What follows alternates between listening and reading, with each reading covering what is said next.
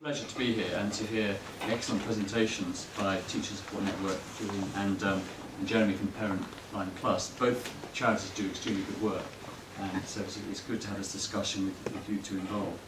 I just want to put this discussion in context. We believe that the two essential prerequisites for raising attainment are literacy and good behaviour in schools.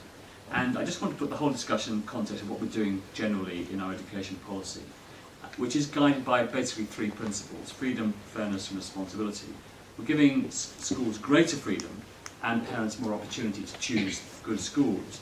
We're placing greater trust in professionals and to give teachers more freedom to decide how to teach. So I was interested in the comments on the film about the teacher having to have a three-part lesson. Of course, they don't have to have a three-part lesson, they can use their own judgment to decide how to teach. We're reducing bureaucracy so the schools can get on with their core business. In just 1 year in the last government, the department produced over 6,000 pages of guidance for schools, more than twice the length of the complete works of Shakespeare, but much less illuminating. Outstanding schools will be freed from inspection to refocus Ofsted's resources on those schools that are coasting or struggling, which are failing to deliver the best quality of education. We believe that extending choice drives up quality. Academies, which were introduced by the last government, have been hugely successful in raising standards, and so we want more of them. And the Academies Act allows more schools to benefit from the freedoms of academy status, including for the first time primary schools and special schools. And academies are free from local authority control, they can deploy resources as they deem best, and they have the ability to pay their own, to set their own pay and conditions for staff. They have greater freedom over the curriculum and the length of the term and the school days, yet they have to operate within a broad framework of accountability, which is designed to ensure that standards remain high and consistent. In May 2010, there were 203 academies. This September, 100 more academies came on stream, and between 20 and 30 outstanding schools are converting to academies on a monthly basis.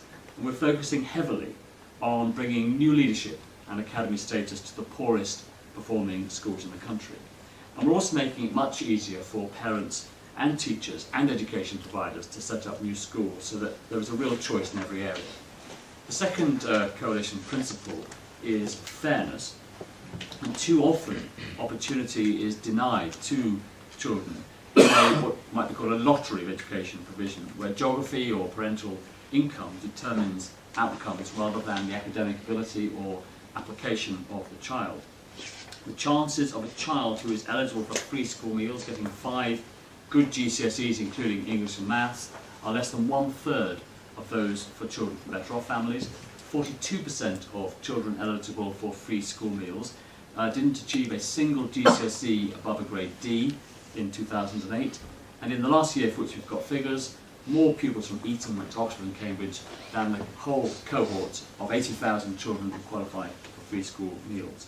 And a high proportion of children from deprived backgrounds have poorer literacy and skills from an early age than those of their peers. And all this, in our view, is totally unacceptable. And I don't believe that less able children or those from disadvantaged backgrounds are not capable of having a strong academic education, or indeed that their parents necessarily hold lower ambitions for their children. And I absolutely agree with Alan Milburn in his speech to the National Education Trust in March, when he says, and I quote, "It is sometimes argued that parents in the most disadvantaged areas are less aspirational for their children than those in better off areas." And the figures on school appeals, he said, repudiate such assumptions, with a large number of parents in disadvantaged parts of the country using the appeal system to try to get their children out of poorly performing schools and into better ones. It is a natural instinct for parents to want the best for their children and better opportunities than they themselves had as children. And Britain's educational problems, in our view, are not primarily the result of a lack of private aspiration. It's rather the state's failure to provide enough good schools. It's socially unfair and economically damaging. So the third principle, and which is the discussion we're having today, is responsibility. And everyone must take their fair share in our education system. Government has a responsibility to ensure high standards.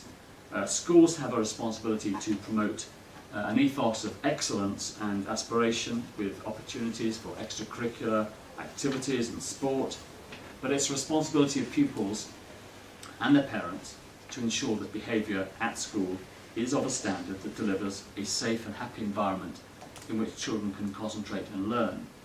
And we'll support that by giving teachers and head teachers the powers they need to deal effectively with poor behaviour. And we're working to ensure that teachers are protected, something Julian mentioned, from the professional and social humiliation of false accusations made against them. 1 in 5 secondary schools is judged by Ofsted to have behaviour that is no more than satisfactory or inadequate. That's 677 secondary schools. And the NASUWT estimate that there's one verbal or physical assault in our schools every 7 minutes. That echoes your figures, Julian. And the ATL union found that 38% of teachers had dealt with physical aggression during that very year. And last year there were 17,930 exclusions for violence against an adult in primary and secondary schools, and a further 79,000 exclusions for threatening or verbal abuse against an adult. And the latest Tell Us survey shows that 28.8% of children say they've been bullied in the last year, and almost half of children have experienced bullying at some point whilst at school. So if we were to put up the cards, it would be sort of half of it. In a 1-week period, in March 2009, the NASUWT undertook a survey of teachers in both primary and secondary schools. And that survey found that as a result of poor behaviour, an average of 30 minutes per teacher per day was lost in primary schools, and 50 minutes per teacher per day was lost in secondary schools. And so tackling poor behaviour is therefore a key priority. Until we tackle this problem, it would be virtually impossible for any government to raise academic standards in our schools, which is why one of the earliest policy announcements from this government was, first of all, to extend teachers' powers to search for and confiscate items such as mobile phones and iPods, as well as those items that they already can search for, such as knives, alcohol, and stolen property. We want to issue shorter and clearer guidance on disciplinary powers, including the use of force, to strengthen teachers' confidence to deal with violent pupils. And we want to abolish the ludicrous statutory rule requiring schools to give 24 hours notice of detentions. Teachers must be able to take action immediately if they wish to tackle poor behaviour without having to go through statutory bureaucratic hurdles. And we want to protect teachers from malicious allegations by pupils or their parents.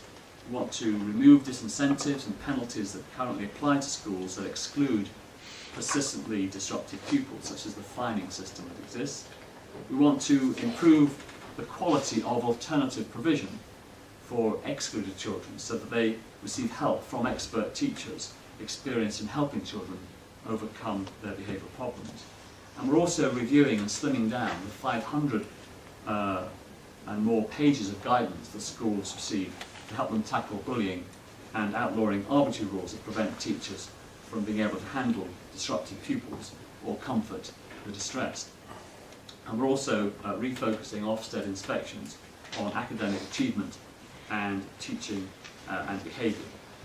This is a start, but it's an important start, we believe, in our ambition of closing the attainment gap between those from wealthy and poor backgrounds.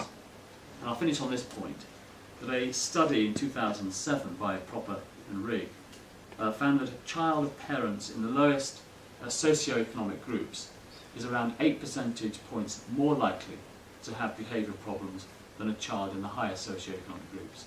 And such children are more likely to attend a school with behavioural problems. And it's for that reason, above all others, that we are putting such a focus on behaviour in our schools, because our ambition is to close the attainment gap between those from wealthy and poorer backgrounds. Thank you very much.